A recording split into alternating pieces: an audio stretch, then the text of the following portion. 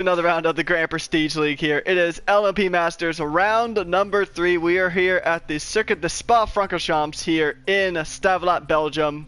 We're here for round 3 of this fantastic championship. Nuko is still dominating this championship so far. He has won both of the previous races and I believe taken fastest lap too. So something about this car definitely has clicked with him. So it's going to be an interesting race here today. We're pretty much all set up and ready to go here. So we do have some, it's mostly returning drivers. Alex is back to the grid. We do have a new driver this time of Alvarx. Alvarx is a brand new driver racing for B&R Motorsports. So good to see new faces coming to the grid.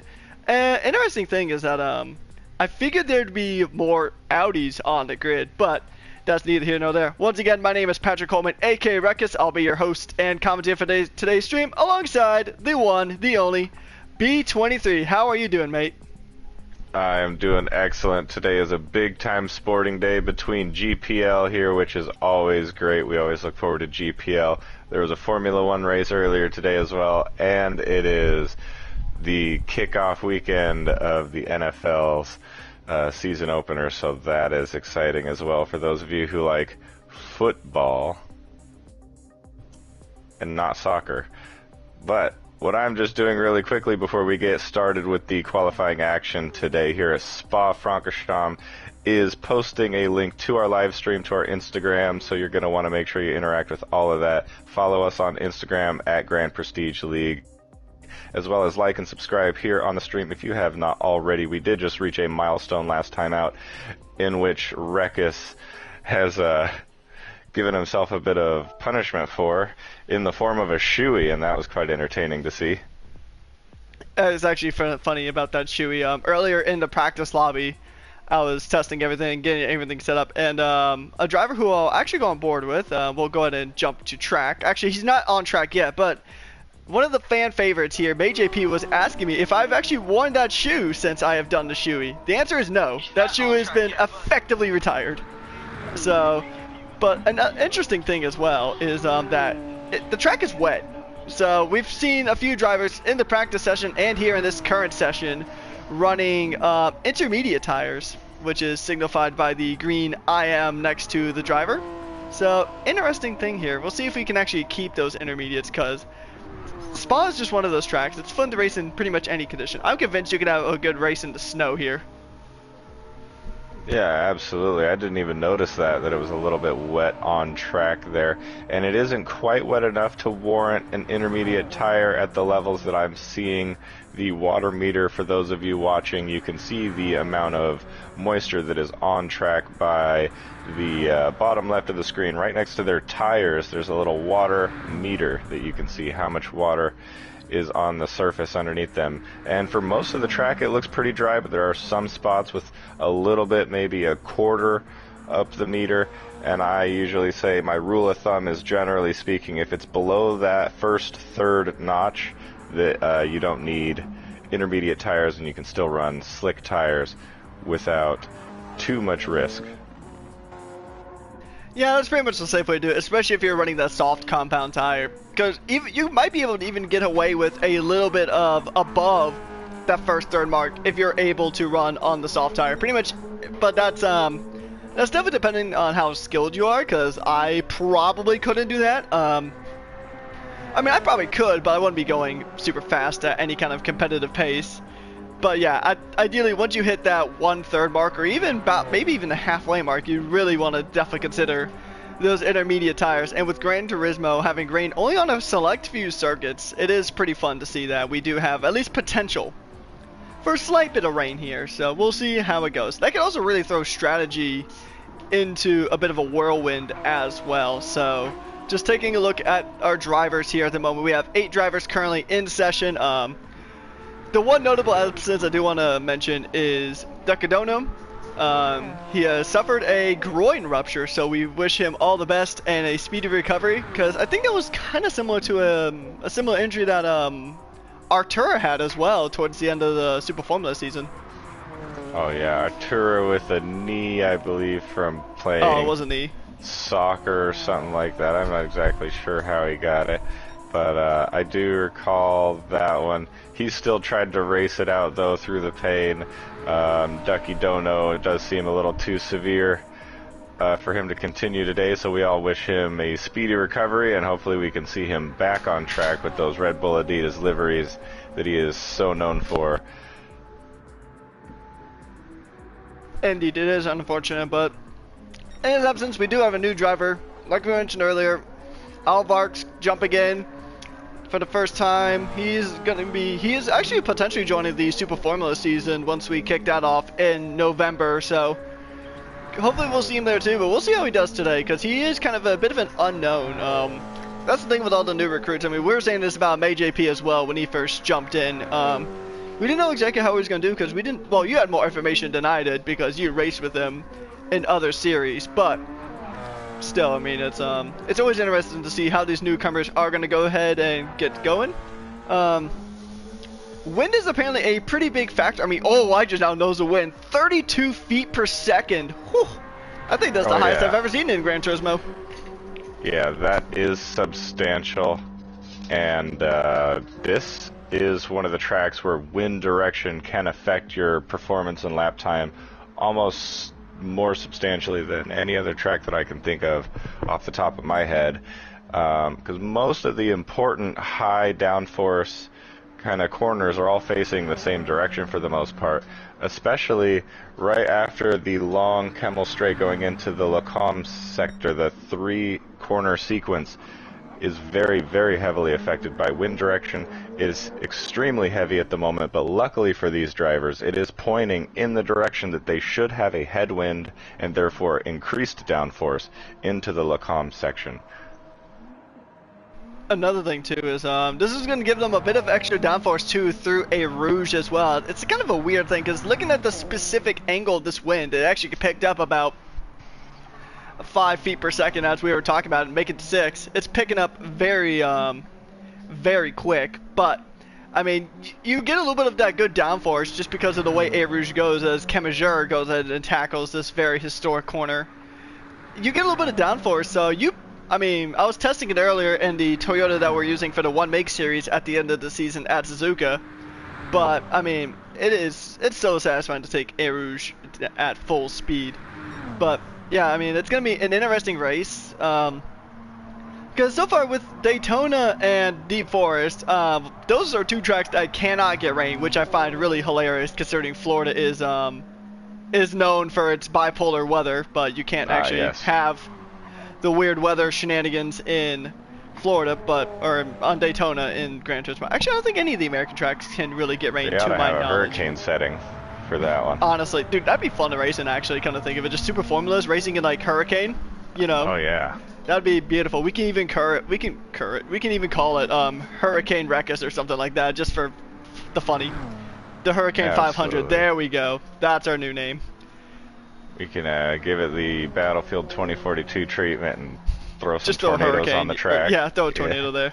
Alright, so as I'm on board with Kemmel, I'm going to look, because he actually did give me a list of which VTubers he would be running on his car. So I have to pull up this list. Sweet. Okay, so this is Roboko-san from Hololive Japan Generation 0. So he actually, it's funny, I was on vacation previously when he gave me that entire list, but I mean, he is part of the Hololive racing team, so it does make sense. Oh yes. I mean, looking at deliveries is like one of my favorite things to do while we are in these like pre-race lobbies. So, I mean, Death Ghost has got a very nice Audi livery with the well, somebody must have hit the lizard on his traction control, because he just got sent to a massive tailspin. But anyways, without any further ado, ladies and gentlemen, we're going to go ahead and kick off qualifying here. 15 minutes of qualifying followed by a 60-minute race. And look how much the wind has just died down. It's only 16.8 feet per second, which is still pretty high, but considering what it was, it's actually pretty tame. So drivers are really going to want... Oh, here's the wet too, so... Yeah, that's what I was just going to say too. A lot of moisture on track. It reset the session back to... borderline inter soft territory. It looks like Rogue is opting for the intermediate for the outlap. Now, if this goes similar to how it was going during the practice session, this is going to dry out very, very quickly. And not only that, but the track is going to continue to ramp up, and therefore the lap times are going to fall away quickly. And so I think whoever has the best chance at pole position is going to be the one who times their final attempt to be at the very, very latest possible attempt they can do, because that's when the track is going to be at its fastest.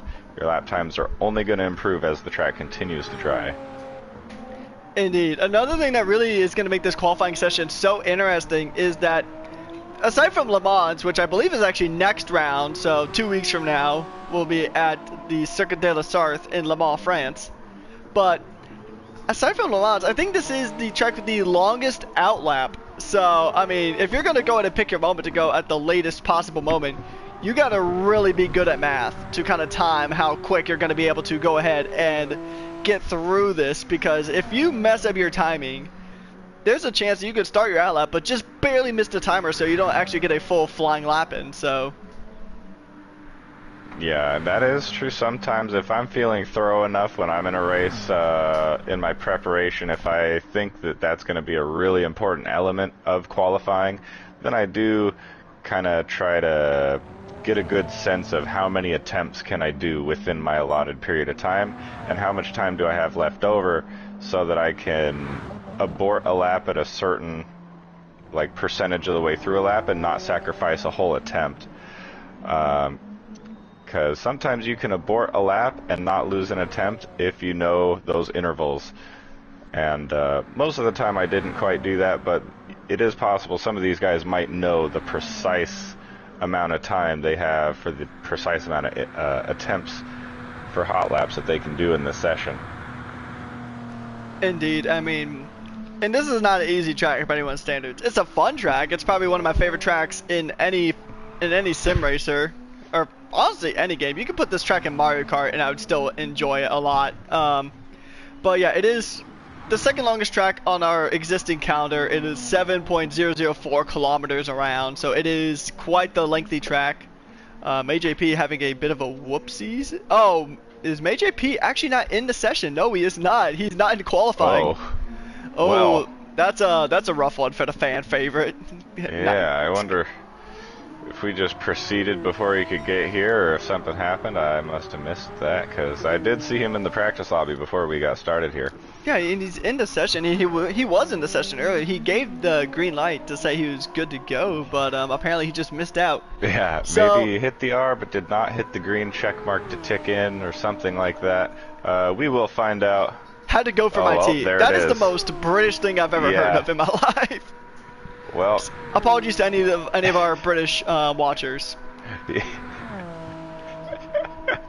I mean, It's always yeah, us I mean, it Americans is always what it starting is. beef with the Europeans. Apparently, like I remember it was like Spa last season. It was D-Force last season where we spawned the whole football versus soccer argument. oh yes. And then now we're just throwing out the stereotypical British driver got late because he had to go get his tea.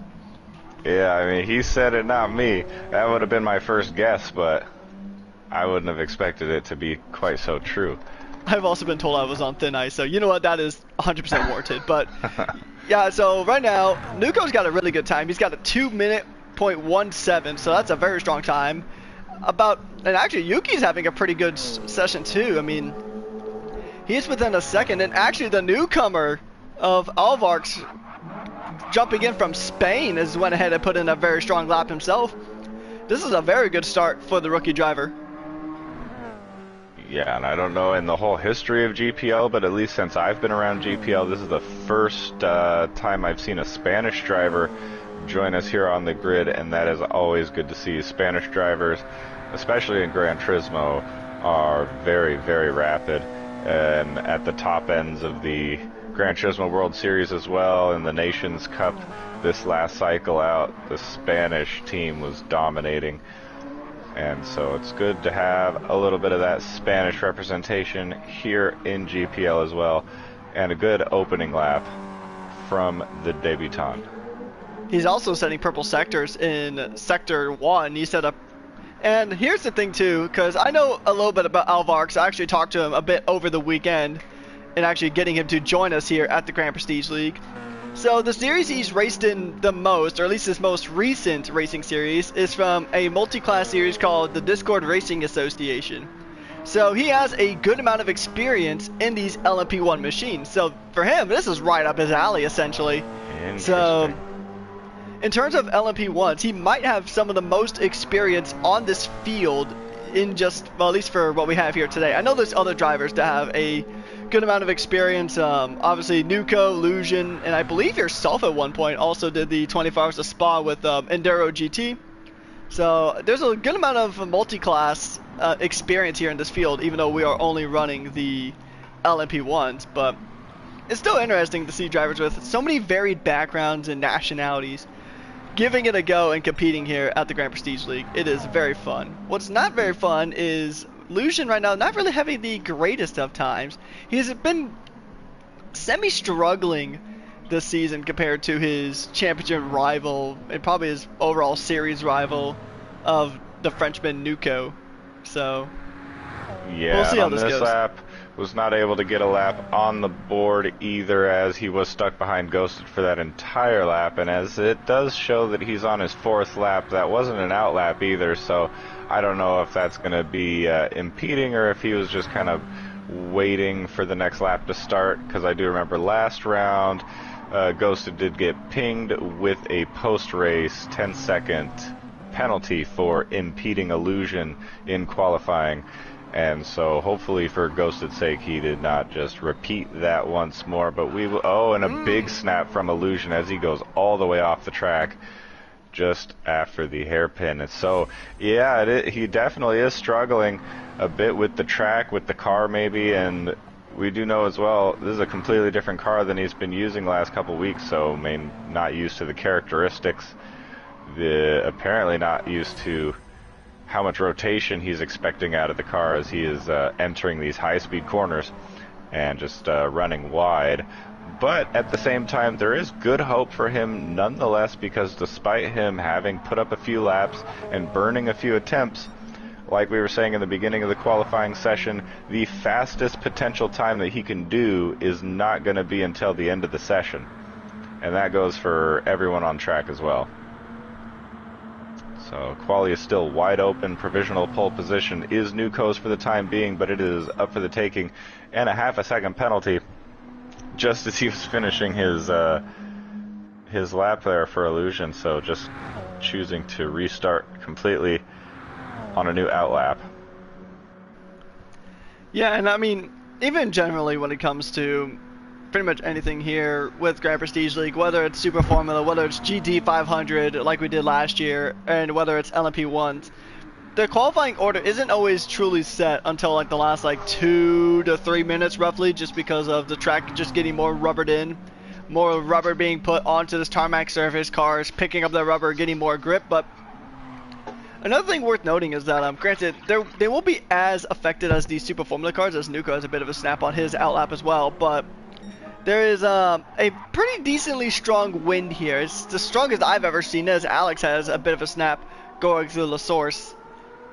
But yeah, the wind here is pretty hefty. We were talking about it at the beginning of the stream when we were still doing the practice. It got up to like in the 30s when it came to just how strong that wind is. So it's very possible that the new car, the wind, and pretty much just the track's, at least mostly, well, it is fully dried out at this stage, but with the track being a bit wet earlier, it might be a bit tricky to get these soft tires fired up. As you mentioned, these cars not nearly as aerodynamically sensitive as our main series car in the Super Formula 23. However, they are still quite aerodynamically sensitive in general, especially compared to your typical GT car. And I think especially the Audi too. I'm not sure if there's like a substantial difference between the aero sensitivity between the cars here, but I would venture to guess the Audi is probably the most so. Even just based on the way the front wing kind of looks coming off of that nose, it almost looks like an elevated Formula wing itself. And from my very limited experience with these cars, I do believe the Audi does have the sharpest turn-in and just kind of best handling in that regard as well. So all of those would indicate that it is got kind of the most downforce. At least it feels like it has the most downforce when I've been around it. And so this wind can play a pretty large factor nonetheless, and we are going to see if Illusion can handle the downforce here into Lacombe. We'll see how this plays out in general. Yeah, another thing too is that the Audi has, it's something we've talked about numerous times, that we figured that this and Le Mans would be probably some of the prime tracks to use the Audi, but I mean, the interesting thing with the car allocation that we've set here is it's pretty much wide open in terms, well, for Alvarez it's wide open because this is his first race of the season, so he'll be banned from using the Porsche at Le Mans, but that is a perfect time to whip out the Audi, because the Audi has best-in-class battery management. I think even overall it just really favors the high-speed tracks like Le Mans, like Spa. So it is going to be interesting to see. And I think that's actually a really interesting thing about the series in general, something I haven't seen anyone else do, is that in general, like, because typically it's open season in most series, like just pick a car you like and then you can go for it, which has led me to actually see some pretty bizarre machines in my time as a commentator. I've seen in a recent race I commentated for, I actually saw the Nissan LMP1 actually be driven, which is a pretty shocker considering that thing is it's my personal favorite, but it is not competitive by any stretch. It is the only front wheel drive LMP1, so like half the people I know drive front wheel drive cars, so I guess there's that, but it's the front tires just give out so easy on that thing, so it's kind of a no-brainer why, you know, it's in the same like era as these cars are. It is not, and that's Alex going around for a spin. He spins his Toyota right round like a merry-go-round just in the beginning of Sector 3. That is a rough one there for you. He needs to get dialed in. He missed last round, I believe, so he needs to really just get dialed in. And maybe with the help of our fantastic sponsor of W.GG, maybe he can get some of that mojo back and try to get a very good performance here. Because he did get pole in Daytona. So we know Alex has got pace, but sometimes some of his on-track actions kind of hamper his race. But that's something I believe will improve with maturity. But something that is improving is Yuki setting purple sectors in Sector 1. Oh, and we'll see if he can upset the top three here, as especially Illusion and Alex are basically having identical time, only 0.003 of a second separating P2 and P3 at the moment, and only an additional 10th from pole position. And yeah, that Nissan, I forgot that exists almost too, because yeah, that thing looks like the bottom of a pontoon boat. I wouldn't necessarily drive that thing. We'll see if the Undertale sponsored Toyota here is going to go ahead and make an impact here. We'll see if he's going to be driving in his car with a beverage in his hand.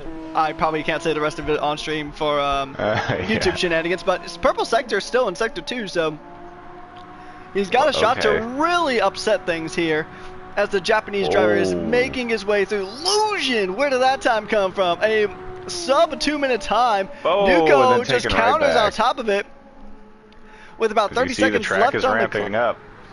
Yeah, with 30 seconds left on the clock. Can Yuki, he goes a bit deep into the bus stop chicane. Can he make an upset? Is it going to be, it's not going to be it, but that is a very strong improvement. But he's up on the second row, so Yuki is having a fantastic run of things here. Excellently timed, as well, as if he has enough fuel, he will be able to do one more attempt. And Illusion with a purple first sector on his final attempt here. He crossed the line with just enough time to put in one more attempt too, and he's going to need it, as he is now down just about 0.03 of a second. These margins are as tight as it possibly gets, and yet it is Nuko finding himself on the favorable end of those margins once again. Yeah, we'll see. Actually, I was looking at earlier, Alex and Ghost are basically bump drafting each other through the third sector.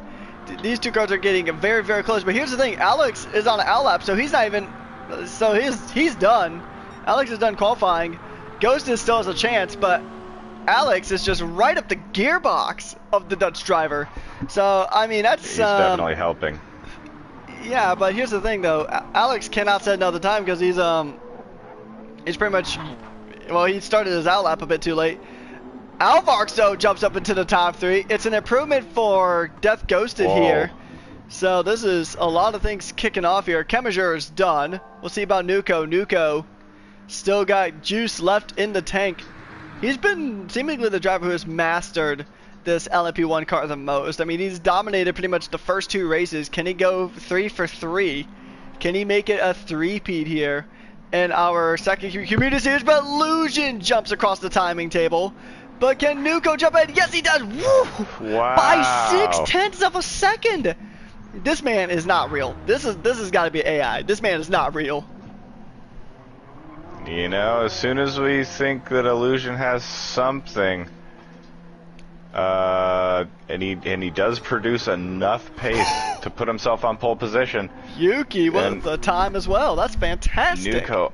Nuko always having an answer immediately for Illusion, and Yuki is right there in the mix with this custom Undertale livery. I watched him make this livery, by the way, and yeah, that was fun. As well as I also noticed Rogue with a unique one-off livery as well that he made. So a lot of people making their own liveries today that I've noticed. I don't know if Ghosted made his own livery today or not. He did make one of his liveries. So if he did, that is a nice one as well. Indeed. So we're going to go and take a look at our qualifying standings here. It is Nuko on top by with a blistering time of a 1:58.378. That is an insanely quick time. And then we have Lusion about 0.6 of a second behind, and just behind him it is Yuki in the Toyota going ahead and jumping up. And then we have the newcomer of Alvarx getting a second row start on his debut, followed by Alex, Ghosted, Rogue, Kemmerer, and then we're going to go ahead and have May JP go ahead and jump on in as well, because he did miss qualifying due to having to grab tea, and I think it was also said he had to get lunch as well. So getting fueled up before we go ahead and get started with today's race. And if you guys want crumpets. Okay, I'm right out tonight, so you can go ahead and have fun with that one. But all jokes aside, so if you guys want to get some excellent fuel for your racing or any esports endeavor, or any endeavor in general, whether it's at the office, in an Amazon warehouse somewhere, or just having fun sim racing and getting ready for a very fantastic race like the one we have here, then be sure to go and check out our sponsor, W.GG. Use promo code GPL for a 10% discount. It is a fantastic drink, and it tastes good pretty much no matter what container you put it in. If you have a W bottle, it tastes fantastic. If you put it in a regular water bottle, it tastes fantastic.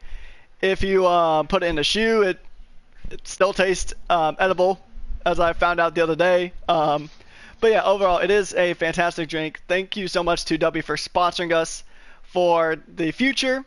And yeah, once again, use promo code GPL at the use promo code GPL at W.GG for a 10% discount, and you support the league. So we can do some fantastic stuff. And yeah, so it's crazy. I'm pleasantly surprised, mind you, but I was not expecting to hit 100 subscribers like this month. I was expecting like at the earliest maybe like October, but yeah, absolutely. Thank all of you guys for your continued support of GPL, and for all the newcomers that are kind of slowly cycling into seeing what we got going on here. Thank you very much, and be sure to show your friends and family too, as anyone that I've ever introduced to this sport ends up falling in love with it. Sim racing is really cool. Just racing in general is one of the most kind of ancient natural sports that humans can do with one another, and this is just taking it to a new level. And it is good fun with a nice variety of cars and high level competition. So let's make it to 200 subscribers. And so yeah, get all your friends and family, make 100 all that counts, do what you have to do. well, they're not gonna do it unless you offer a shoey B23. That's just how this kind of thing works. I'll do a shoey with my slides. I'm more concerned on how that is actually gonna work. That's kind of like it's like putting it on like a piece of like flatbread and just trying to there's chug some a drink physics from a involved. piece of flatbread. Yeah, exactly. I'll have to use all my experience and know-how with aerodynamics in order to keep that stable. You But, are not gonna make downforce settings for a shoe with slides. That no. Hey, I don't know if what we'd even call it, a slidey. I don't know, but A slidey could actually. Hey, you might invent something new. hey, there we go. It's If the that is the American case, version. if we do that, I will personally get you a thing of W so you can do that. All right, well, the gauntlet has been thrown down. It is up to you guys at home to make it happen. Yep. So if we get to, want to say before 2026, or do you want to try to push it till like maybe mid 2026? By today. No, I'm kidding. Sure, yeah, by the end of 2026. All right. So that's the goal. If by the end of next by year. The beginning of 2026, I should say. Okay. There we go. So accelerate it. There we go. I So believe in our audience. if we can go ahead and get to 200 subscribers before the end of the year, so we need 100 more, so we need double what we have currently, then I will buy B23 a full-on container of Dubby. I'll get him with the full servings, and then he has to go ahead and do a slidey with it. So there you go. That is Slidey, yep. Alright, so we're going to go ahead and get ready to kick off our race here. Round number 3. The race is about to begin. B23 has the flag, so if there is multiple incidents at the get-go, which is kind of common through La Source, because I remember in GPL when we were doing the Super Formula series, that has actually been an issue. We actually had to restart a spa race on several occasions due to a lot of contact through turn 1, which is known as La Source, as a friend of mine would say. But yes, you gotta add the overly dramatized accent to it. But anyways, we're gonna go ahead and get to racing here. 9 cars on the grid. It is gonna be 60 minutes of full-on foot to the floor, pedal to the metal racing, and it's right down. Away we go. Nuco having a fantastic launch here again. It is a bit wet though, so a lot of these drivers are on the soft tire compound. They're expecting this track to dry out pretty quickly as we go ahead and make our way through lap number 1. A few cars having a bit of tailspin there, but the wind is pretty light compared to what we've seen earlier on today. But this is going to be interesting. All these LMP1s on most of them on slicks. I think all of them actually are on slicks. Yuki threw a rouge, taking P2 off of Illusion, and now he's under pressure from the Spaniard just behind as well. Nuco with a great run. But yeah, look at this. Oh, it's going 3 wide. It's 3 wide. That's never good. And it did condense, but Alvarx is putting on a fantastic effort here to kick things off. He's putting that Porsche through his paces. A bit of a snap of oversteer there, as it is a wet circuit. Yuki now dropping down several positions, and pretty much this all-out street fight as Alex goes up very wide. I don't know how he kept the car within the track limits, and oh, things are really getting spicy here on lap 1. Yeah, Yuki fighting back very well, getting a bit slidey around the outside of Alvarx, but he fights back, and now he's trying to take that position back from him as well, all over the gearbox as they go into one of the highest speed sequences of corners. And it looks like some of these guys are not having the level of grip they're expecting. That surface water is back for the beginning of the race as well. It looks like Ghosted on Alex now behind as well, taking a look to the inside just before deciding against it, tucking back behind. Then we got Rogue, May JP, Kemazur all spaced out nicely in the back, but there is a good 4-car battle in the middle of the grid here. Our 2 front runners also with big gaps out ahead now, as they are just stretching their legs in this opening lap. Alex and Ghosted side by side. These two are very close in qualifying, and now Alex is going to try to fire it up the inside. That was a bit of a move there. That was a bit audacious Yuki struggling. Yeah, these drivers are kind of struggling for grip. Now, here's the thing. I know we talk a lot about Eau Rouge being a place where you need a lot of grip and downforce, but you also need it for that bus stop, because it's very easy to give it a bit too much throttle in that bus stop chicane right at the end of the circuit.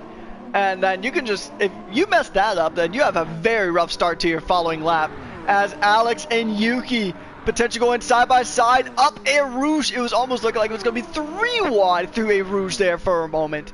This is spectacular racing here. This is why we always love coming to Spa. It is always fantastic racing. You see beautiful moments like what we just saw. Alex trying to go ahead and fire it up on the inside at the end of the Camel Straight. He's got to move. And I think another thing too is that we've really underestimated that Toyota. Because coming into the season, we figured that the Toyota would be a car that kind of struggles a bit. But then you got Alex putting on some fantastic moves in that almost Fernando Alonso helmet-esque livery that he's running there on that Toyota. That's what I was thinking when I saw it too. But yeah, the Toyota actually holding its own quite a bit more than we would have expected. And as you say too, into the on the inside, Ghosted going a bit wide there as well. Maybe a little bit of contact. Ghosted flashing his lights. Yeah, I think that's definitely what happened there. But as you say, into the bus stop chicane as well. So much mechanical grip is required through there. That's really where the car differences, tire differences, and just your throttle discipline on that mechanical grip is all going to play a huge factor. You spin those rear tires even just a little bit under acceleration, you're losing so much of your acceleration out heading up to turn 1 La Source on your next lap here. So now the gap's opening up a little bit more. Now the closest cars look to be Yuki on to Alex, but Ghosted not far behind at all. So if they get a little bit too friendly going wheel to wheel with one another, that will bring Ghosted right back into the fight. Indeed, yeah. So we'll just have to see how they go as they're gonna go ahead and make their way through La Source, going through Eau Rouge, as I've been corrected in the chat. But yeah, we're gonna go through Eau Rouge here. Let's see if he can go ahead and make this move happen. Alex trying to put a lot of pressure onto Alvarez here. Alvarez not really cracking under pressure, but the slipstream that the Toyota got. But this Porsche is putting on a pretty fantastic defense, although unfortunately due to some connectivity stuff, which could very well be on my end too, so I'm not sure exactly, but they are fighting tooth and nail. Alex does get the pass though. He is up into P3, but Alvarez, the rookie driver here, I mean rookie to GPL, but not really a rookie in the grand scheme of things. But he is still putting on a ton of pressure. He's doing pretty solid for his first down year in a brand new league. I mean, I know you can attest to it because you recently, well, I say recently, but it was a few months ago now at this point. You jumped into DRL for the first time, and I'm sure from your experience you can say that jumping into a new league with people that some of them you might have raced before and others you definitely haven't raced before is a bit of a tricky thing to kind of get used to. But I think Alvarez is actually doing pretty nice there in that BNR Porsche. Oh yeah, he's had a fantastic opening couple laps as well as a great qualifying session. As you mentioned, he may be a rookie to us, but the most experienced LMP driver perhaps on the grid, despite everyone else kind of being more rookies than he is in that sense. And yeah, as you allude to as well, preparing for a race against people you haven't raced yet is always so interesting and difficult because the unknowns are just so many when you're trying to factor in what kind of pace you should be targeting to be competitive. And with some of these guys, if you don't know their pace, you just don't know what is required of yourself even in your own preparation. And Alvarez doing a great job so far, is just outside of the podium positions. And it does look like he is in the lone Porsche as well. I don't see any other Porsches on the field at the moment. And so we might be seeing as well if there is some characteristic differences from the car itself that is either holding him back or keeping him in the fight. Kind of hard to tell from here at the moment. But it does look like Yuki on Ghosted here on the Camel Straight for P5. Yuki around the outside. He's going to try it, but to no success there. Unfortunately, the Undertale cars needs to put Ghosted under a bit more pressure here. He needs to be driving in his car with a lot of velocity, a lot of pace, and a lot of confidence too. Because we were talking about the rain early on, but this track has dried up very quickly. We're only on lap 4, and this track is already bone dry, so the intermediates weren't even necessary. We saw a few drivers running the intermediates in the practice, but overall, and there's a half-second penalty for Yuki. He did go a bit wide there, so Very unfortunate there for the Japanese driver, having a belt penalties, and he's also out of battery too, so this is going to make things a bit tricky. One of the differences between driving one of these cars compared to a Super Formula, well, there's a lot of differences, but one of the biggest adjustments I'd say getting used to is, I mean, there is a significant loss of downforce between the Super Formula cars and these cars, but I think the harder thing to kind of get used to is just the battery. Because on the Super Formula cars, they have the overtake, but that is a manual, like, that's almost like a nitrous system, essentially. Like, in terms of Gran Turismo, in real life, it's a... Real life Super Formula actually does things pretty differently compared to Gran Turismo Super Formula. But, in the terms of Gran Turismo, it functions just like NOS. You have a certain amount of it that you can use per race. But, the battery is more of a consistent thing. You can't really toggle the battery on or off. So you just gotta manually manage it. I think the only driver who's really been able to do it super well is our current race leader and championship leader of Nuko, because he's definitely found that trick to make that battery last way longer than it has any right to. But I mean, also we talked about it previously that the Toyota is a car that just really chews through its battery.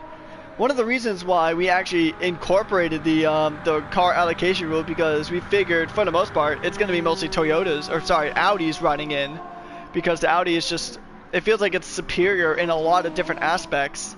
I mean, granted, pretty sure it did dominate pretty nicely in the real world as well. Yeah.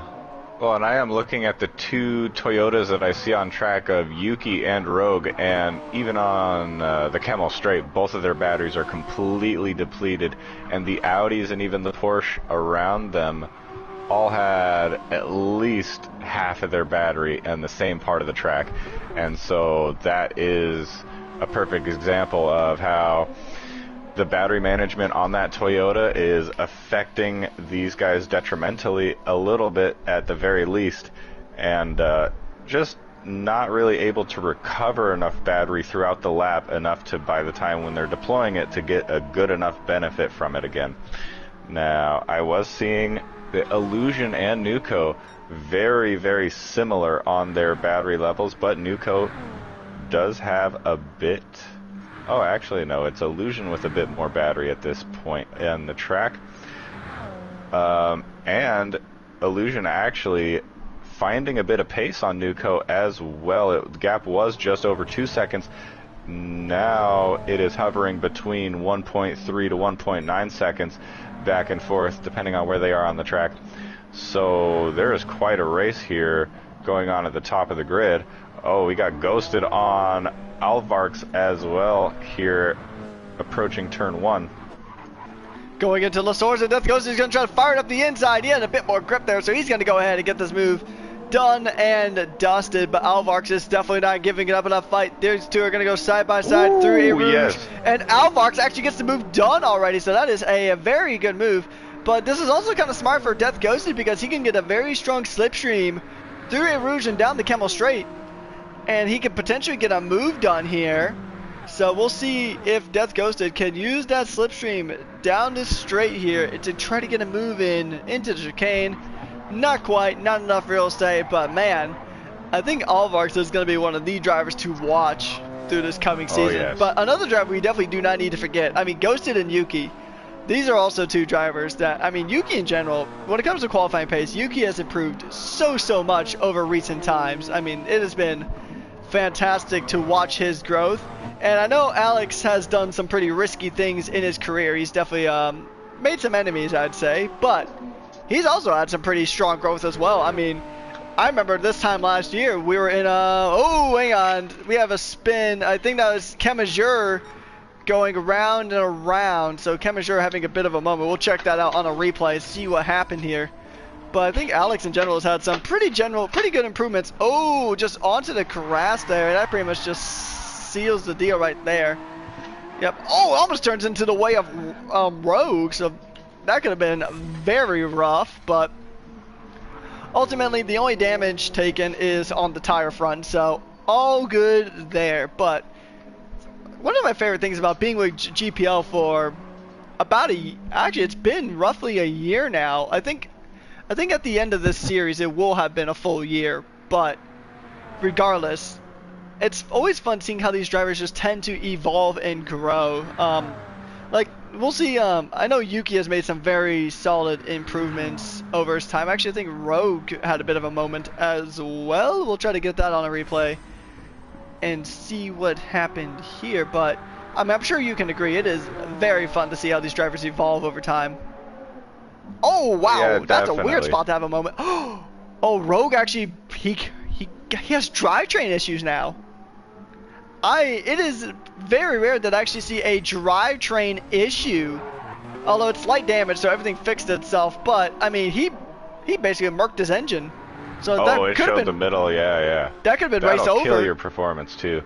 That kills your power by like. So I don't even know That's the proportion of how much it kills at it by, least but like 70%.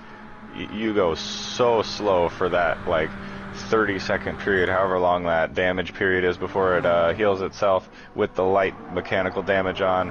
Yeah, that's really unfortunate. That's a huge impact too. If you get damage to the internal parts of the car in this game, you must have hit a wall very, very hard. And I did notice as well, Mage AP a minute off of the race leader now, because he is the one car that did decide to start on the intermediate tire. I noticed he has since shed those intermediate tires finally to put himself onto the medium tire, but definitely a miscalculation of the strategy, misreading kind of the what the moisture on track would do. And it doesn't look like we're going to have any more rain clouds return, at least in the immediate time, as he gets very squirrely there as well. So struggling a bit. I'm sure these medium tires are kind of slippery, hard to deal with too. On a while dry, still a cold and kind of damp track, nonetheless, these medium tires are going to be slippery. Mage AP just managing to keep it out of the wall, so good on him for that. Indeed, yeah. So it's going to be interesting to see how this race does transpire for these drivers. And I mean, I think Mage AP, I know you've raced with him before, driver from the High Caliber Racing team.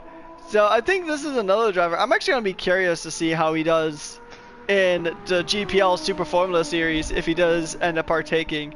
Quite a few newcomers here that have just kind of showed up in this season. Rogue has also showed up.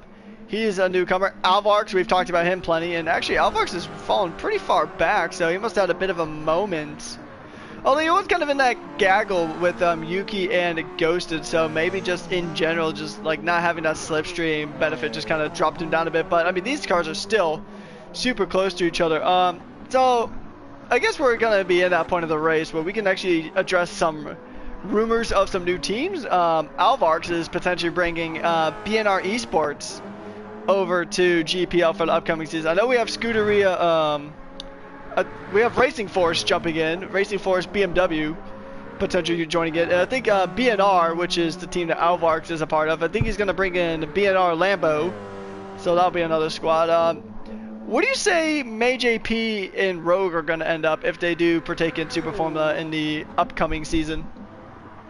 Well, there is a good chance, as Mage AP has been repping the High Caliber squad, that he could be picked up. I know High Caliber sometimes have a hard time getting kind of reliable guys that can stick through a whole season, and so at the very least, I know they'll be looking for someone who's reliable to do a whole season consistently without missing too many races.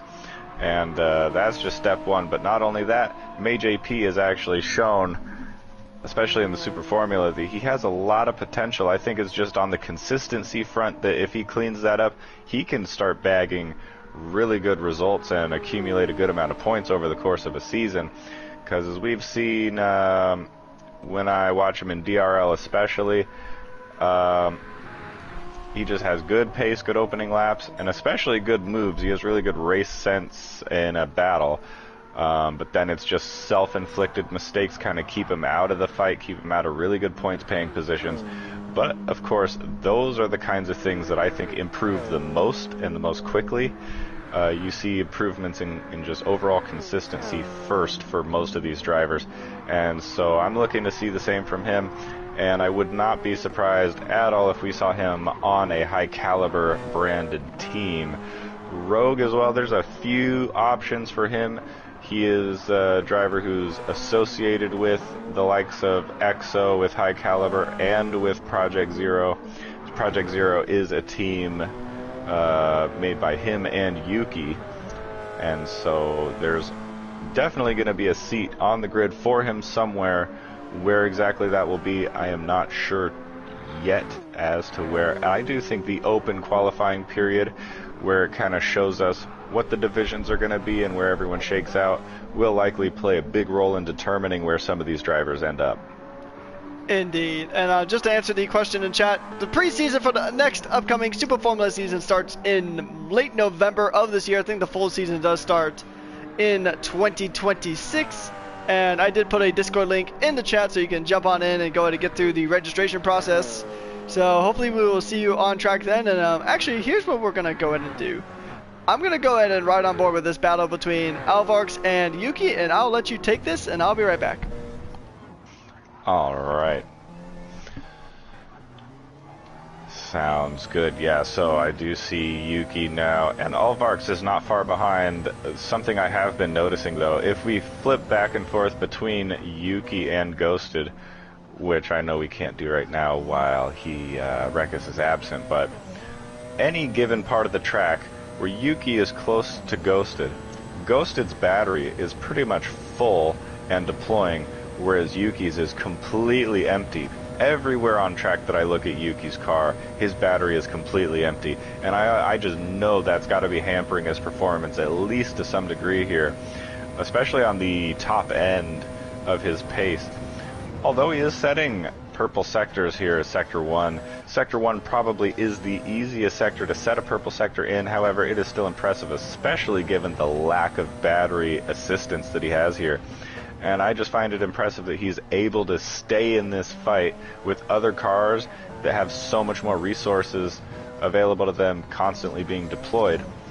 Now, outside of that, the tire situation between these two is very similar, but now Yuki looking like he's being put under a bit of pressure from Alvarx behind.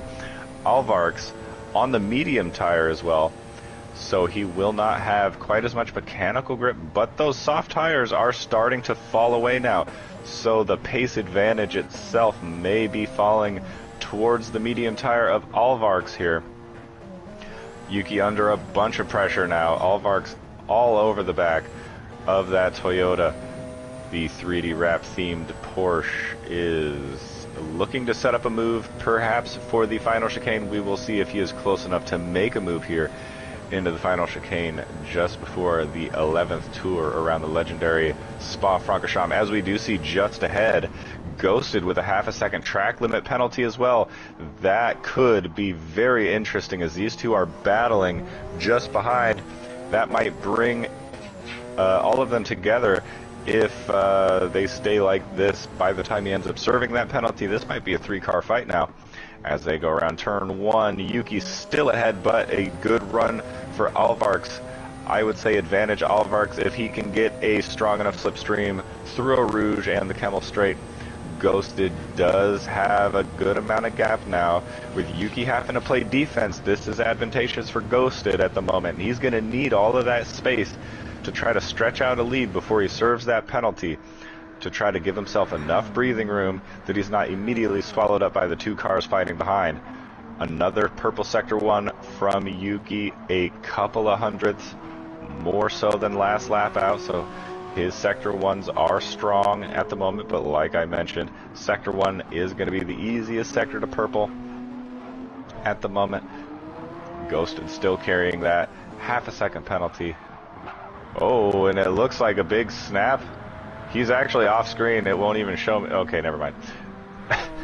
That was a bit of a camera glitch there because it wasn't showing me his car. I thought he went off screen, but nope, he is good to go. He is still running about the same gap as he was before.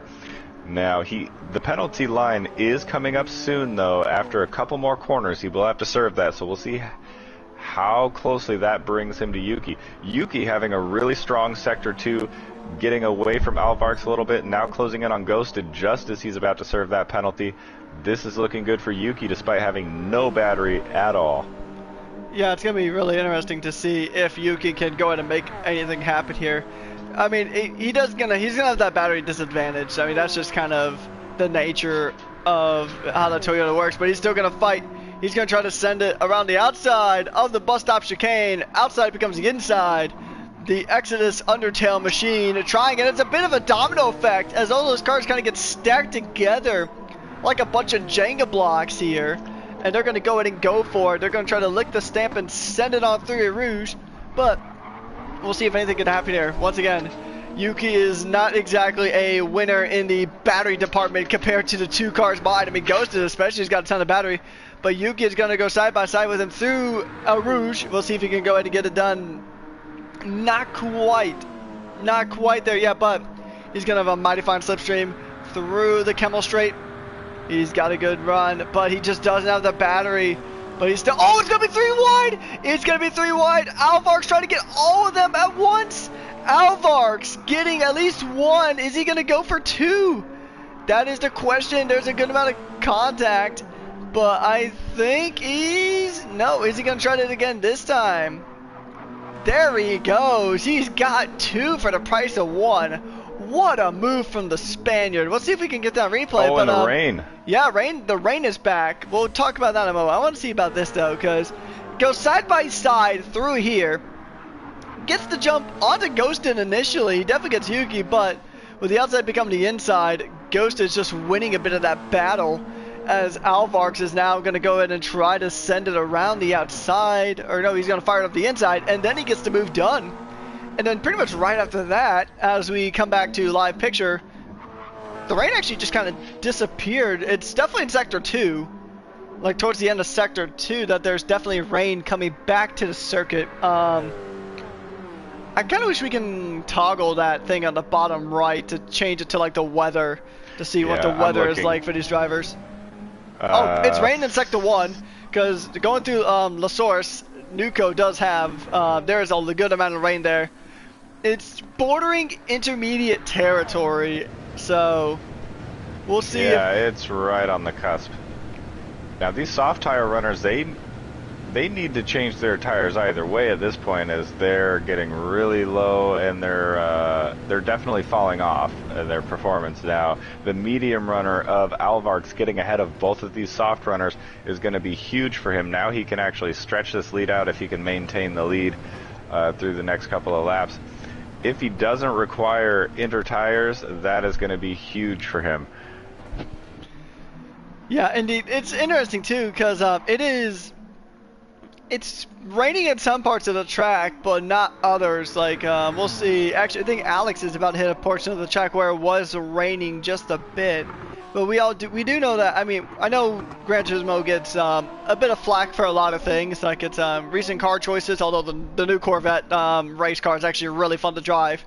But the weather stuff actually is pretty neat, and you do see a lot of cool moments. Like scattered weather is pretty nice. It's a really cool, realistic feature that I haven't really seen in many other sim racing games. It's usually raining at every part of the track or no part of the track at all.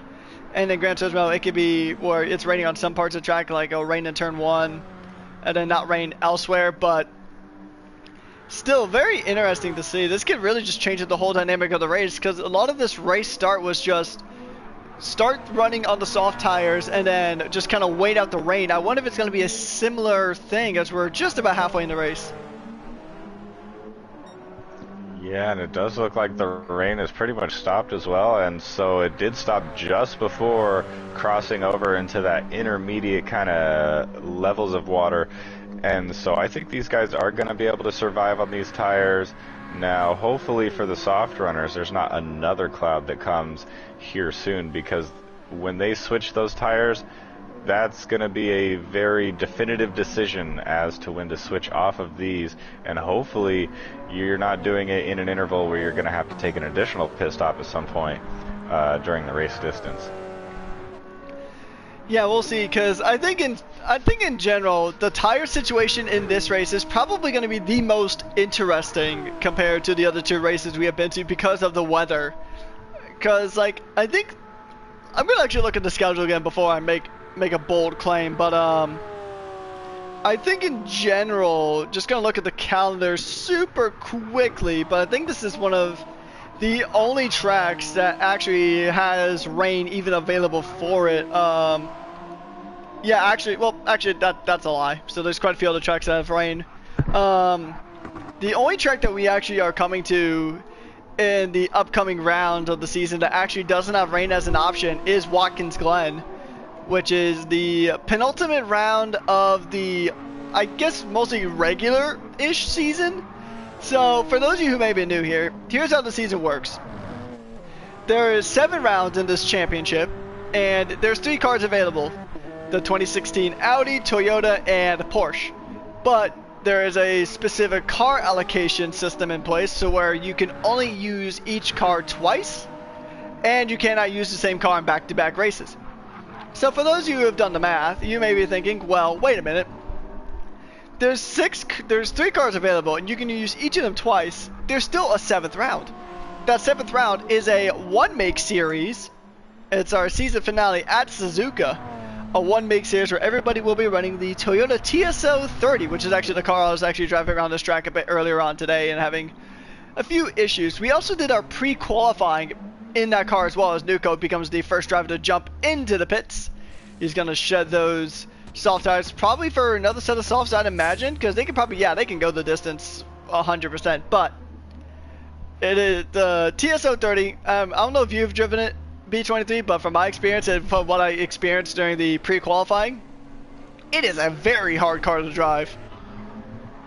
I have not driven the Toyota. I've only driven the 2021, the GR010 Toyota.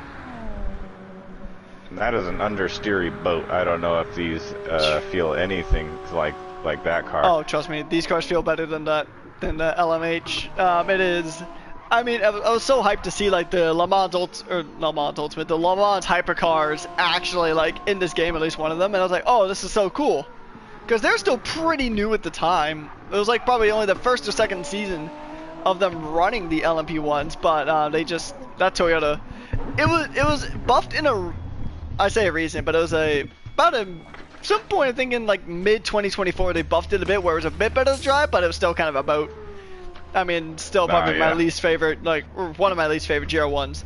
My least favorite, despite how much I love the way it looks, has got to be the Tomahawk. Because if you think that the Toyota's a boat, the Tomahawk GR1 is so much worse. Oh yeah, I kind of feel like I have to avoid using the Tomahawk out of principle.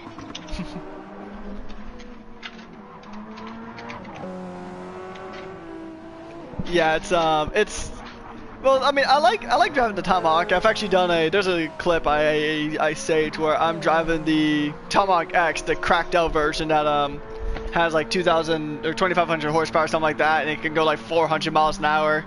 I had a COK GTR moment on this specific track going through Rouge. I just did a backflip in that car. Oh, sweet.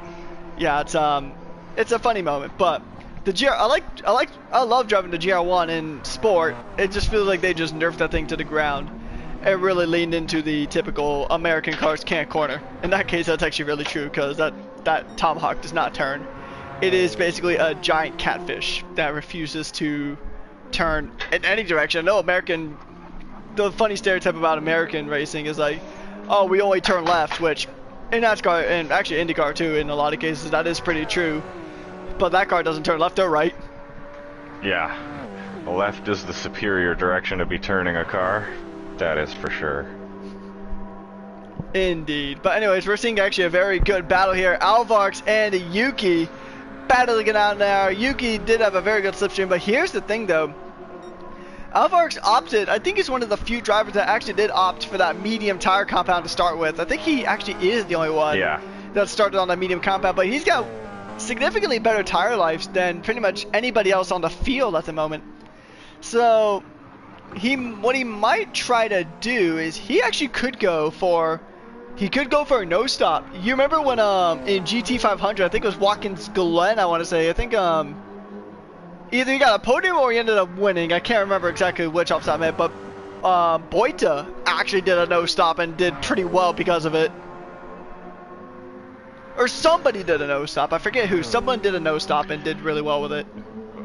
Well, if somebody did a no-stop, definitely sounds like a Boita might have been responsible. Yeah, because definitely. I mean, we've done a lot of races here at GPL, and I've done other races in other leagues, but Yuki's got a bit of a moment there. Big spin, and Alvarx just phases right through him. It's like he had that warp drum Excella charger, just able to teleport. But yeah, I mean, those tires. Luckily for Alvarx, because that could have been very bad for both of them. Those tires are dead, completely dead. They are. Someone needs to let Bono know these tires are gone.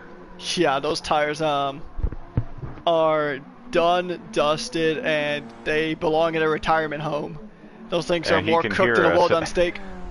As he has decided to go into the pits as well as ghosted as well, so we are seeing here. I'm surprised Illusion hasn't taken a pit stop yet. He has to know Illusion Nuco rather, on these brand new soft tires has to be cutting in to his pace pretty severely at the moment, I could imagine, as Nuco's last lap 59.9, Illusion's last lap a 2:01.8. That is a substantial difference on track with these two guys.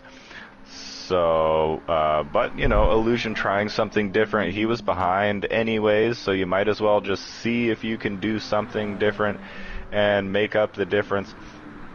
Now, as far as the tire strategy, particularly regarding Alvarx and MayJP also now being on the medium, having started with the intermediate, but particularly for Alvarx's case, if possible, now he is about 50% of the way through these mediums, the rest of the race distance is going to be quite a struggle for him, but if he can, I think the only viable strategic option to keep himself in a competitive position is to try to take these tires all the way to the end of the race distance, because as we've seen with pretty much the rest of the field, including our net race leader Nuco, he went from soft to soft.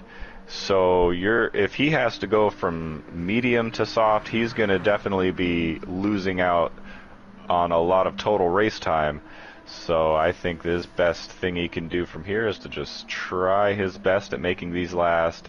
Well, he's in the pits, so he just came on into the pits, so here's something that was actually brought up in chat that I think actually could be a decent strategy, is that he could carry a lot less fuel, so his car will be lighter than Nuco's, but we'll see. And I mean, he'll have a little bit of a tire life too, but I mean, you spend so much time in the pits. Although granted, not as much as some other tracks, like the Le Mans pit box is like, it is so slow for literally no reason. It's like 10 seconds before a car even shows up on screen, which is the track we're heading to 2 weeks from now. We're heading to the Circuit de la Sarthe for essentially our mid-season race. So we'll be officially at that midway point, which is crazy. We've already hit midway throughout the season. It feels like just yesterday we just started this LMP Masters series. So interesting stuff here. But it is interesting to note that that I think we've actually done a lot of really cool stuff this year. So be sure to go ahead and drop a like and subscribe to our YouTube channel so you can see all the fantastic races. Some of my personal recommendations is either of the Tokyo Expressway races we had from our Super Formula season. Those were bangers. The Super Formula 500 is a very fun race of I said like 4 different words at once. Determination, endurance, and attrition. Very good race there. And also, this is a race I liked, even though I wasn't there for it, sadly. The races where we had a Dragon Trail were very fun races in both categories. In our top class and our secondary class, which, just because the secondary class is, well, a secondary class, it's our Sprint World Tour. There's been some very fantastic racing in that series as well. So be sure to go ahead and drop a like and subscribe. Turn on post notifications so you'll know when everything is going live. We'll be providing you guys frequent updates, or as frequently as we can, because directly after this season, it is the first ever GPL 250. So actually, I'll let B23 drop some information about that series, because it is his. I was gonna say it's his child, but I don't know if that's kind of weird to say on stream. It's his creation. We'll just go with that. I have birthed this race myself, personally. But yeah, no, it is going to be a one-off race, a longer distance, sort of endurance style kind of race with the F3500A, the 90s Formula One car, and those things are absolute monsters. Very difficult to drive, but so fun, so raw power you feel when you're driving that thing. The acceleration is just ridiculous. You can easily reach over 200 miles an hour in what feels like too short of a distance. So it's pretty crazy, and I do believe that the track I will have us run there will be Monza. Very nice. We love seeing some Monza action. Yeah, I think it fits the characteristics of the car pretty well, especially Curva Grande is going to be very nice for those cars because they don't have quite as much downforce as the super formulas, but once they're up to speed, like near top speed, you can feel the level of downforce actually increasing and decreasing. The only way to turn that car is if you're going fast enough, so it really favors the brave. Honestly, that car it's a tricky car to drive.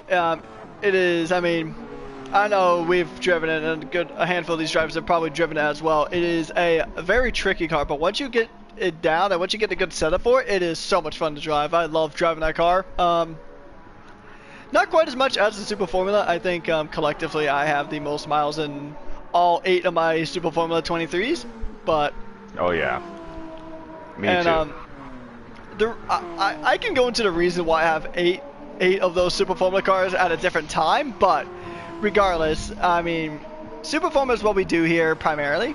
It is a lot of fun, but in recent times, particularly this last 2 years, we've been doing these fantastic community series like the one you're currently watching right now, and honestly, the racing has been fantastic here today. This is so far definitely the race of the season when it comes to the LMP Master Series, because now we have even another battle, generational rivals essentially, of Yuki and Alvark still going at it. So we'll see who comes on top here, but even if Alvark finishes in, let's say, P6, if Yuki ends up getting past, that is still a very strong result for jumping into the league for the first time, like we were talking about earlier, because it is so tricky getting into a new league and trying to just learn, because when you're in a league for a while, like we'll say with Lucian and Nuko, you're familiar with how you drive, and I'm sure you can attest to this as well. You're just familiar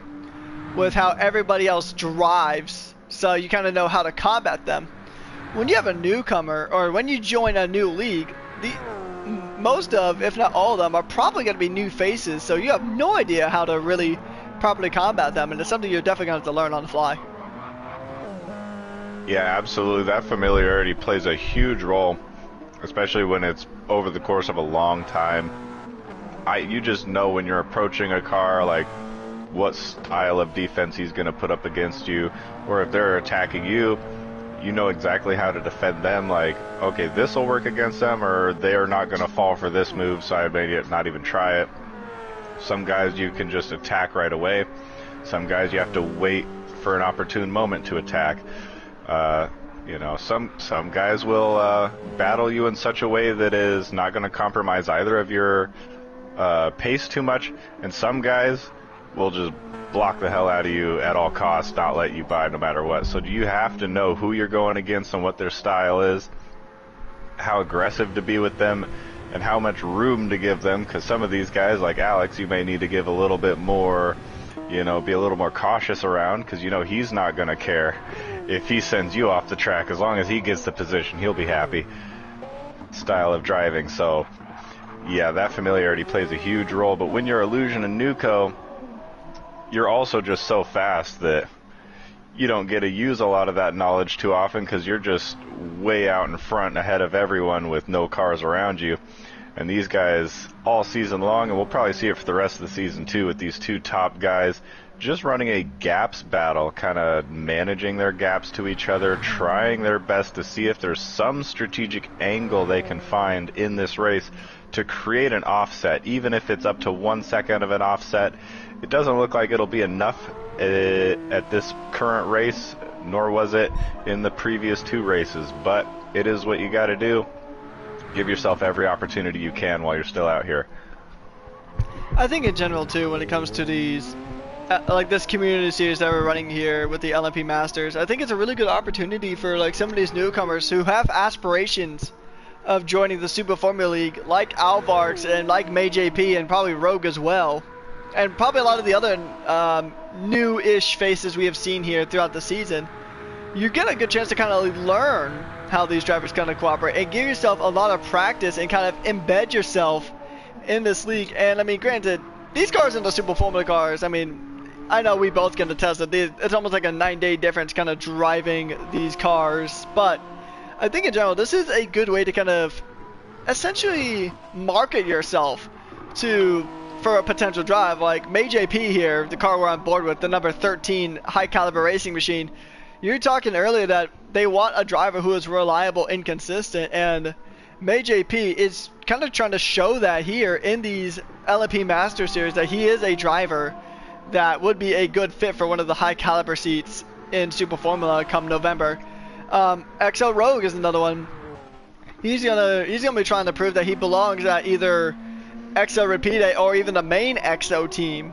So he's gonna definitely try for that, and this is a good place to kind of market yourself.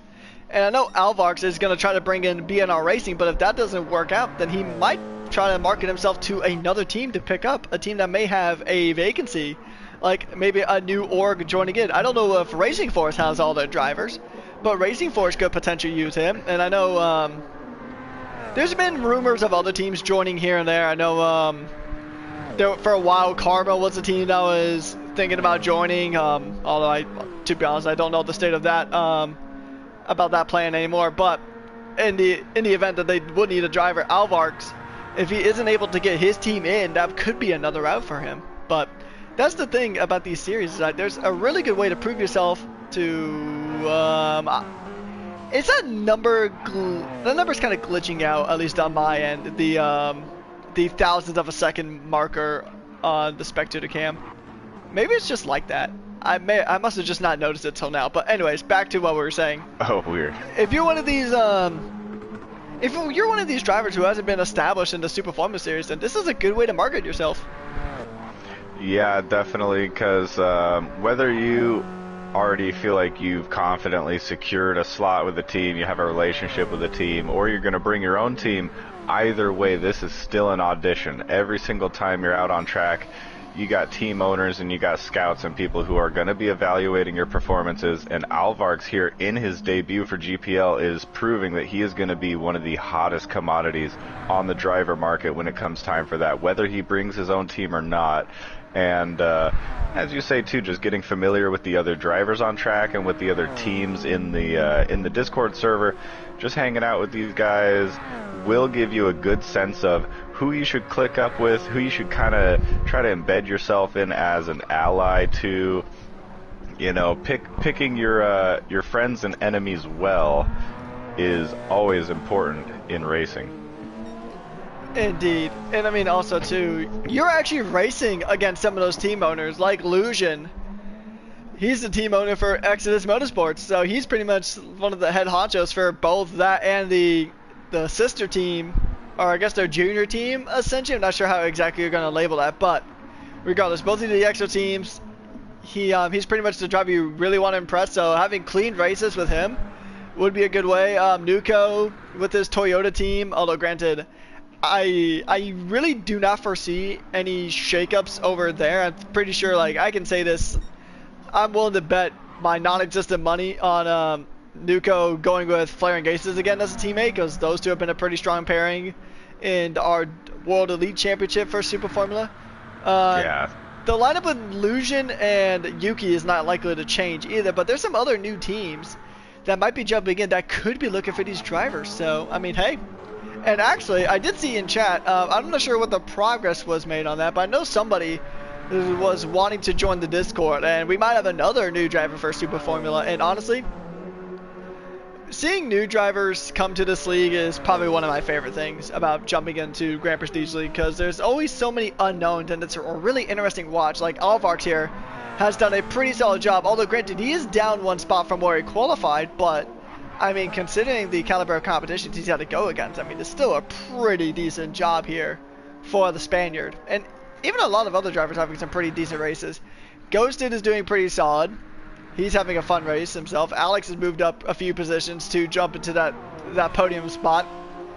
And then obviously Nuko is doing his thing, but something actually worth noting is that Lucian is kind of closing that gap up a little bit, so we might have a battle on our hands, and maybe the threat of the Nuko 3P might be under threat here. Indeed. Let's see. I'm gonna jump up to that and see what the. Oh, okay, yeah. So the gap is 4 seconds. It's a decent gap, but it's within range. Something can happen here, and it does look like it's coming down a little bit by bit here. Yeah, these two cars doing an excellent job managing their battery as well, and something I've noticed as well, Yuki constantly at 0 battery, and so that's something that he should probably work on in between these rounds to give himself a bit better of a chance, because Ghosted, I believe, is in this. Oh wait, no, Ghosted is not in the same car. It's Alex, I think, is in the same car. So Alex is actually doing much better on his battery management here. And they're both in a Toyota. Yeah, so we'll see how this one plays out. I'm actually pretty happy that the Toyota is competitive because I wasn't expecting it. All right, yes, we do have a potential new signee. So welcome to the Grand Prestige League. Hopefully, I'm actually really excited to see, because honestly, this is our first Super Formula season coming up that is actually going to have a sponsor. So I think this is going to be probably our best season yet, which is a pretty high bar because I feel like we get better season after season after season. I mean, look how much fun we had during the last Super Formula season that we did together. I mean, the WC races were fantastic, and I mean, the races you got into as well in our Sprint World Tour category was so much fun. It was a lot of fun to pretty much be a part of, like, and I'm sure for you as well, racing against these drivers and then also commentating on these drivers. It's got to be such an amazing feeling.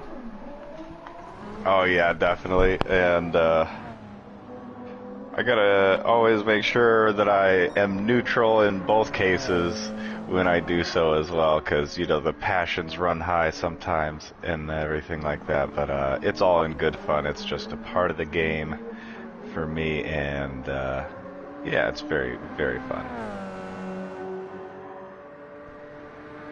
Yeah, so that's awesome. I honestly love seeing new faces, and I heard I'm gonna drop a little bit of information that I have. A little bit, not enough to fully expose things, but a little bit. I hear there may be some potential changes coming to pre-qualifying. So when that runs around in November, you'll see if those changes do come to pass. But there's been some interesting changes proposed.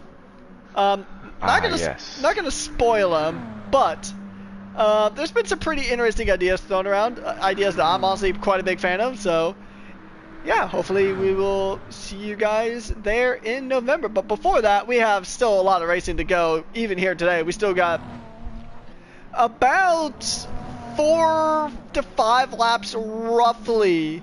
We're going to continue being on board with Lucian v Nuko, because this could be a battle for the win here. I mean, he's closing that gap, but let's look at the time differential. It's about maybe 6. Let me math real quick.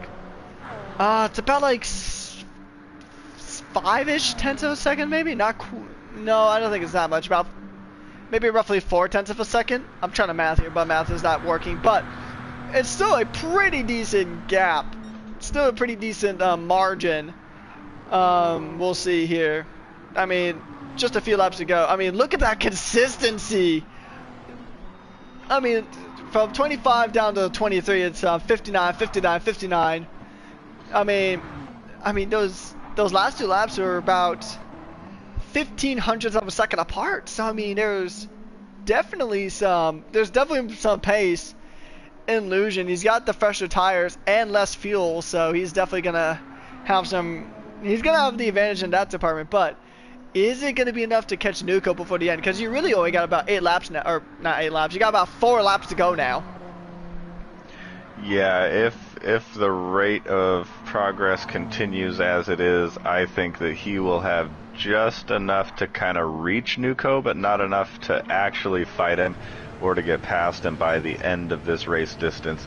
But then again, if this gap keeps dropping consistently, we might get a mistake from Nuko ahead or something that causes an extra leap in that gap. So that's just if the current rate of gap closing holds. But you never know, especially in the late stages of the race. It's a little harder for things to stay so consistent that, you know, this is definitely interesting. I still give the edge to Nuko. He probably will hold on to this, but it is interesting, and we have a fight potentially developing here for the race win right at the very, very end.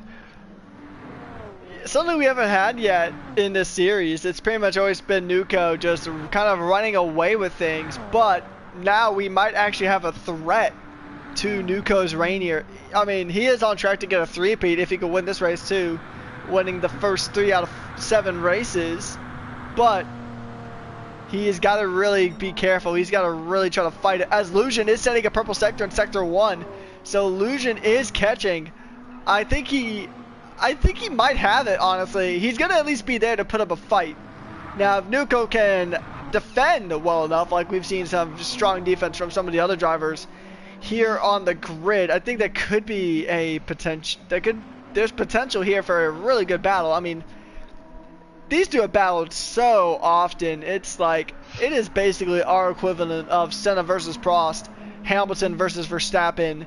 It is our big battle, because Lusion and Nuko pretty much, in most series, they will match each other step for step.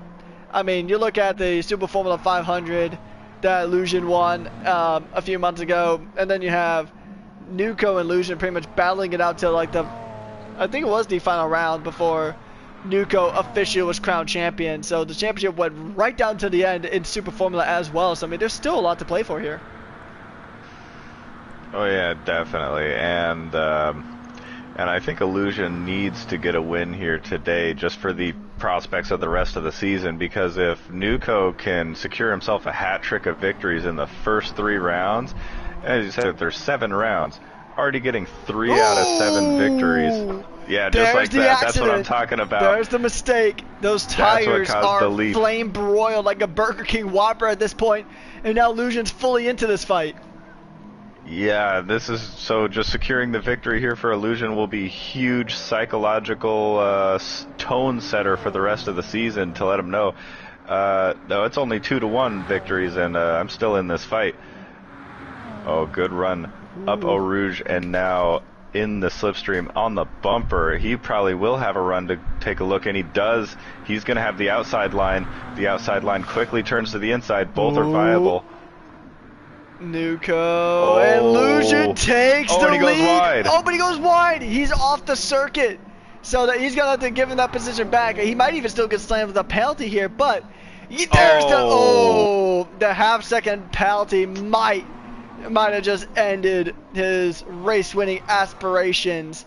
But we'll see if Nuko gets a similar penalty, because Nuko is carrying more fuel. His tires are in a bit of a worse state. He's got the same amount of battery though. And that too, they're approaching lap traffic, so traffic management is a skill in and of itself. I mean, if you ever watched any multi-class endurance racing, you'll know that getting through traffic, actually, you probably have experience from this, having done Enduro GT races before, but it is very tricky to navigate through traffic, especially if you're in a faster car. But we'll see, Lusion is about to slow down. This might have just ended Lusion's race-winning aspirations here. I mean, I think he would have had it, honestly, but the penalty has occurred. Keminger is going to go ahead and pull aside, but I mean, it's still possible, but Lusion has got to be flawless here. He's just got to be flawless. That's all I got to say about that. Yeah, the gap's still under a second and a half. He's still within this fight. This is about where I would have expected him to be gap-wise anyways by about this time. Barring Nuko's slip last lap. So I do think he's still in this fight, but like you said, he's going to have to be flawless. He's going to have to make up every single tenth of a second consistently, not lose anything from here. If he loses even a little bit, that's probably game over. If he gets one more penalty, then that's basically a done deal as well. So he's got to be really careful. They're coming up to the back of May JP, the high caliber racing driver, pulling over to the sideline. Both drivers get through. But here's the thing too, when it comes to traffic, is that sometimes drivers just don't get out of the way. And in that case, I mean, considering the professionalism here at GPL, it's not usually the fault of the driver. It's just at a weird spot where they can't really get through, honestly. Like, at the bus stop chicane, it's going to be really hard to get past lap traffic there at that chicane just because it's so narrow. And there's a lot of parts on the track, it's just not easy to pass that lap traffic. So, and also, just from my experience, I've also seen it where sometimes the lap traffic is having a very strong battle. There's a bit of a wiggle there for Illusion. It is less than 2 minutes to go, so they're going to have this lap and one more. Yeah, he lost 3/10 or so. Ooh. I mean, it's going to be close, but I think it is slowly slipping away from Illusion's grasp here. Yeah, I think so. And plus, as you say too, I've dealt with it many times too, especially if you're trying to battle with another car and then you both are approaching a lapped car. You might try to get out of your way and try to be courteous, but sometimes there are just unfortunate parts of the track that narrow in such a way that impeding is a bit inevitable and impossible to avoid to a certain degree. So, and even if you're a lapped car, you're not going to want to kill your progress too badly. Into the pits. Illusion in the pits. Oh no. Oh, he's out of fuel. Oh, that would explain it. All right. He just did not grab enough fuel. He's got 1% fuel, so that is his race. Wow. Pretty much wrapped up. He is going to be confined to second place. There is nothing he could do now unless Nuko has a disconnect. But even then, Nuko's the host, so this whole lobby would go with him if that is the case. But oh, yeah. Even then, that is just heartbreaking for Illusion. He was catching up, but I think even if he did catch up and not have that that moment, he might have just threw it away on fuel. So, yeah. That is so painful. I mean, he was going at it. But we have lost that unfortunate battle. We do have another battle here that's coming up. Once again, it is... Except Death Ghosted, he's got a podium pretty much locked in at this point. Unless... Does he need to fuel up again? I'll check that real quick. No, I think he's going to get it. But it is Alvarx, Yuki, and Alex battling it out now for P4 on track. It is the final lap of this race here. So we have just one more tour of this track left to go. And then that is all she wrote for round number 3 at Spa. But we're going to have to go ahead and talk about this man right here in a moment. We're going to jump back to this battle really quick because it's going to get pretty spicy here. They're going down to Camel Straight at the end of a Rouge. We'll see if he can go ahead and get this done and dusted. We'll see if Alvarx... I mean, if Alvarx gets a P4, he'll pretty much qualify or finish where he qualified. But that's still a very strong result here from the Spaniard as he goes ahead and makes his way through the circuit. But the driver that has pretty much dominated, he has done what Patrick Mahomes could not, and he got the three-peat here in GPL. He has won all 3 races so far. Coming across the line now, Nuko wins the 1 hour of Spa-Francorchamps, and now we're going to jump back as Alex had a bit of a... Let's see, we'll have to try to get that back on replay. Yeah, Alex hit Yuki. Yuki went off the track. I'm looking for that particular incident. Yeah, they get close to each other. Oh, yep, there's the contact. Yep, there's the contact, and that is going to be under review by the stewards, most certainly. Yeah. Illusion comes home in P2, and then Death Ghosted is... Oh, we had a bit of contact, though, so his podium might be in jeopardy, but I think at this point, I think he's got that podium pretty much locked up and done and dusted. We'll check back here with this battle. Alvarx might be getting a very strong P4 result here in his debut race. We'll see how this one goes. The camera Alex glitch sends happened. it. Yep, Alex has sent it, trying to No drive surprise. aggressively. Ooh. Oh, it's a spin for Alvarx. Alvarx has a Wow. bit of a spin there. Alex will take B4, ghosted in the Alex, podium spot. absolute terrorist today in the final lap there. I can see that, yeah. So Yuki comes home P5, Alvarx comes home in P6. I'm sure he would have wished for more on that, but that was still a very good result there from the Spaniard. But another dominant victory and another win for Nuko. He's got the crown for a reason.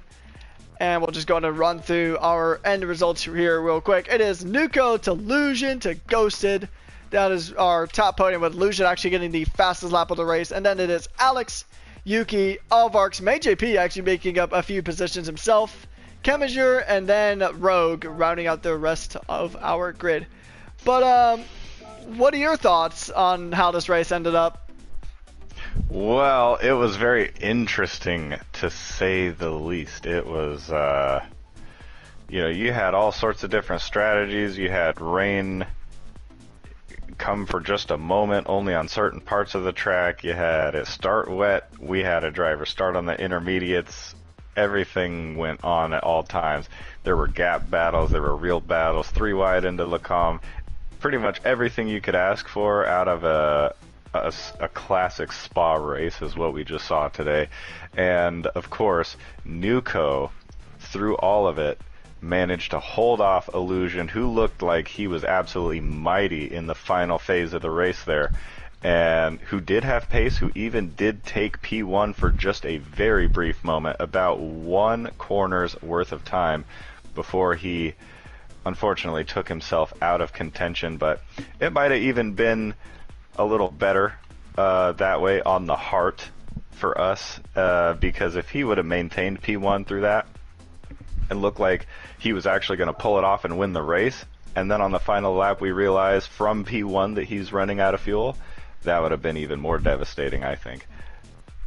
Indeed, yeah. So I also do want to put a special congratulations out to Ghosted, who got a podium on his home track. So that is fantastic. Congratulations there to you, good sir. I mean, getting a podium on your home track is always going to be that special kind of feeling. But anyways, that is going to go ahead and wrap things up here for us here at the Grand Prestige League.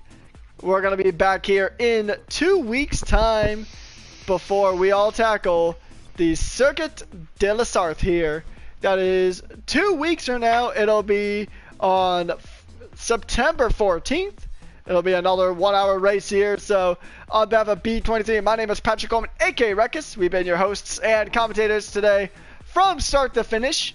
And I also want to make a fantastic shout out to W.GG. Once again, use promo code GPL at W.GG, and you'll get yourself a 10% discount, and you'll be able to support the league. So without any further ado, we'll see you guys next week, or 2 weeks from now. Have a good night.